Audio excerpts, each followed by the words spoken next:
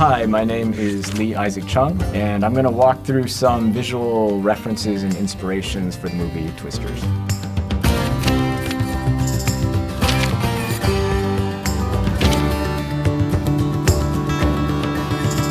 When I heard about the first Twister, I think it was a very mysterious trailer that popped up at the cinema where you're inside of a car and you're just driving, a tractor tire hits the window, and it kind of cuts to black. And I remember thinking when I saw that that's not going to be an interesting movie. Because I thought when you see a tornado, where I grew up, you just run from it. When I was very young, when we first moved to Arkansas, my dad moved us into a trailer home on this farm. A couple of weeks into that, a tornado was coming into the area. We didn't have a storm shelter. My parents were new immigrants from Korea. We didn't know what we were supposed to do.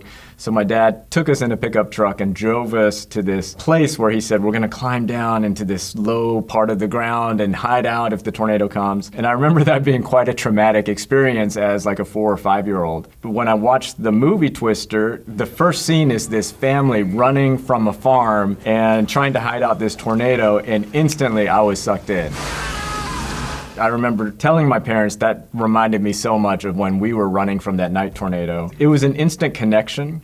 So when I started working on this movie, the first thing was that I just felt like I knew nothing about tornadoes. I hit the ground running with our science advisor, Kevin Kelleher, who was actually an advisor on the first Twister. I would be constantly talking to him, asking him about where the science is and what I can read, what I can watch. And then I threw myself into YouTube videos, which there is a deep hole of YouTube videos of tornadoes and storm chasing. I would take all of these clips, compile them in a folder, and I'd arrange them according to what I thought they should be in the script. And some of these chasers really produce their videos where you're switching between different angles and you're seeing the tornado from different places. And an interesting note on that, the scientists are very ambivalent about all these chasers. So anytime I would tell them that I'm using videos of actual chasers, they would feel a little bit guarded about what I'm doing because they feel like those guys are always in the way. These guys are always out there making their videos while the scientists are out there trying to do real research.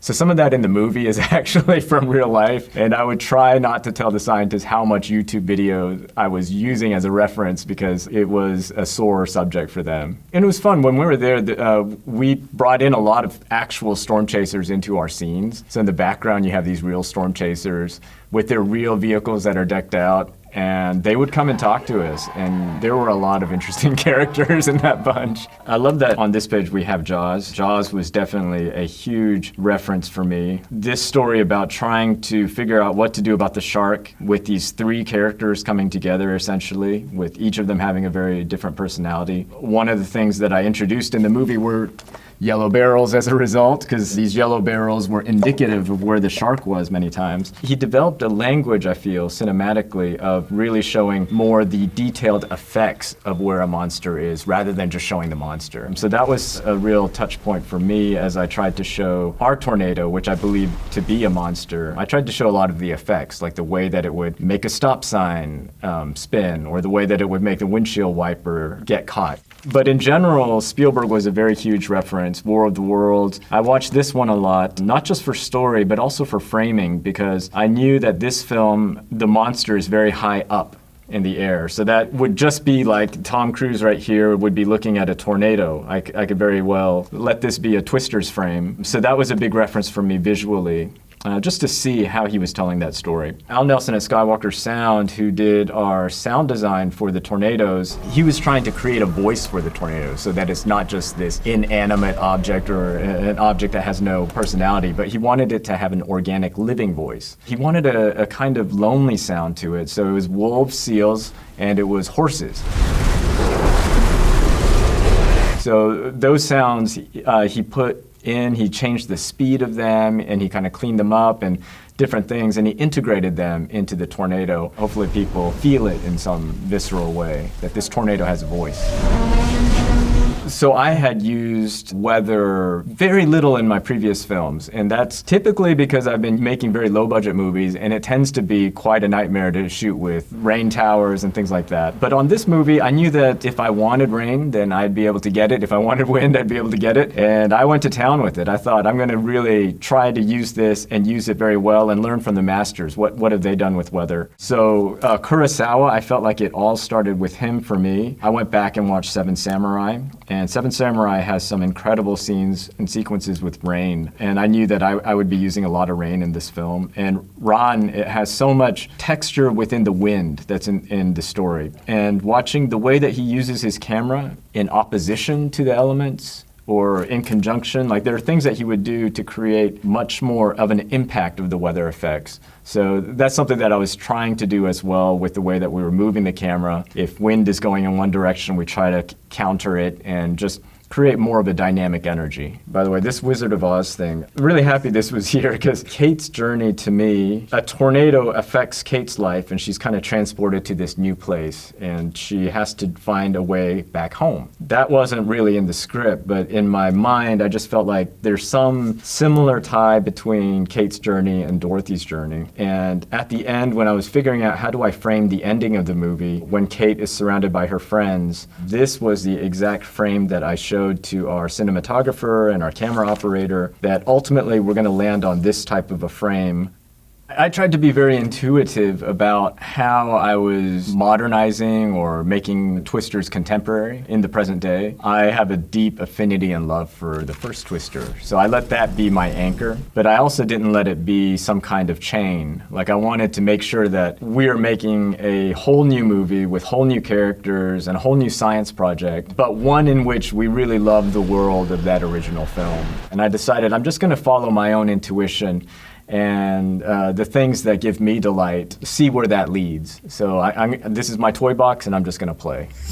Oklahoma and verisimilitude. Oklahoma is really one of the big key factors of why I wanted to make this movie, to be honest. And I have such an affection for that state and for that area, the people. I made Minari there, a very personal film. I kept wondering, would I have a chance to go back? I really wanted to make another movie there. When I signed on to this film, I had all of that in mind, and then the studio asked me, now, could you go please make this in Atlanta? Because it's going to be cheaper to make it over there. So I went through the motions. I went to the state. I scouted locations to see if I can find Oklahoma and Georgia. But I just wasn't able to find it. And I asked the studio, please let me shoot it in Oklahoma. I'll do anything. And they said, okay, reduce the number of shooting days, reduce your number of VFX shots, and you can shoot in Oklahoma. And that's the deal I made, because I just believed, even with VFX shots, the more that I can just have Oklahoma, the less I need to recreate things digitally or enhance things. I grew up right around there. I could walk into Oklahoma where I lived in Arkansas. It's just a place that I know really well. It's just in the bones. So you just naturally do things that bring you joy and texture of the place. So one of the things that I asked the location scout, Janice Pauley, who's incredible, I asked her, can you please find me red dirt roads? I need red dirt roads. Not all dirt roads are the same. That's specifically what I know. We had a baseball sequence in the script, but I said I'd love to change it to the rodeo. I'd also love to change the rodeo grounds to really make the color of the dirt match what I remember and know. And even the look of the rodeo, I wanted to go that old time, like 1970s look, something that is much more classic that I recall looking in real life and also in magazines. And also the sequence at the farm that happens in the movie, that was really important for me.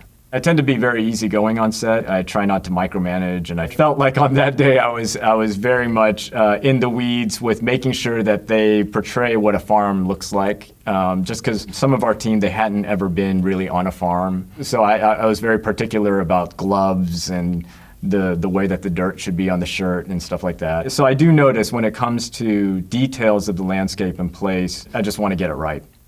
I don't think we see it enough in cinema, that area, so it is something that I wanted to get right. I feel like I see a Scorsese film and I understand New York City very well.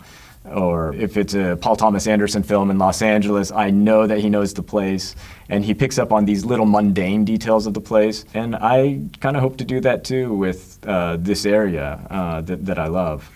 I've been joking that Minari is in many ways a disaster movie. It's a movie about this family that really comes together as a result of a disaster, and that's often what disaster movies are about. The way that disaster can really bring people together or tear them apart, or even what it can do to a society or a group of people. But with Minari, my production designer Yong-ok Lee built this barn, and we built it knowing that we're going to have to actually tear it apart and burn it. I remember we had quite a lot of trouble making negotiations with everybody to do this without VFX. Everybody wanted us to create a VFX fire, but I was very adamant we need to actually burn the barn to really feel the fullness of the thing. And our special effects guy rigged this thing up, and we only had 2 takes to do it. And when it went, it was a fireball, and it was much bigger than anything any of us expected. And this is Steven Yeun and Yeti Han here. It was so hot that I had to run up and pull them back physically because they were just in it. They were just performing.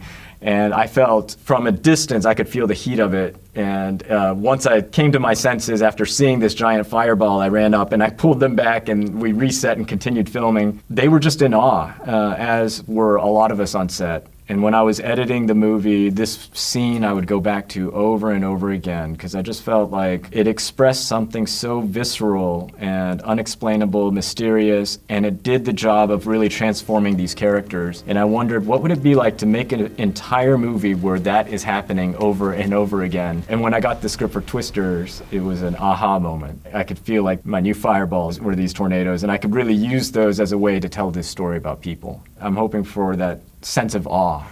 This one, this Wakita scene, I remember my production designer worked on this scene in the first Twister, Patrick Sullivan, and he had so many regrets about this scene, even though it was so beautiful. He kept saying, we can do better, so we're gonna do better, and he just felt like we can get more damage and we can make it look more epic. So for the past 27 years, he's been sitting on this scene wishing to improve upon it, and I let him go to town in our film, and he and Missy Parker, our set deck, they hit the ground running. They went to places where they were actually salvaging from real tornado-damaged areas, bringing trees over and rubble into our film. It's not just a bunch of junk that gets thrown out there. You have to really build these buildings to look like they were built fully, and then they were destroyed. That verisimilitude is very difficult, and that level of detail, yeah, it's impressive.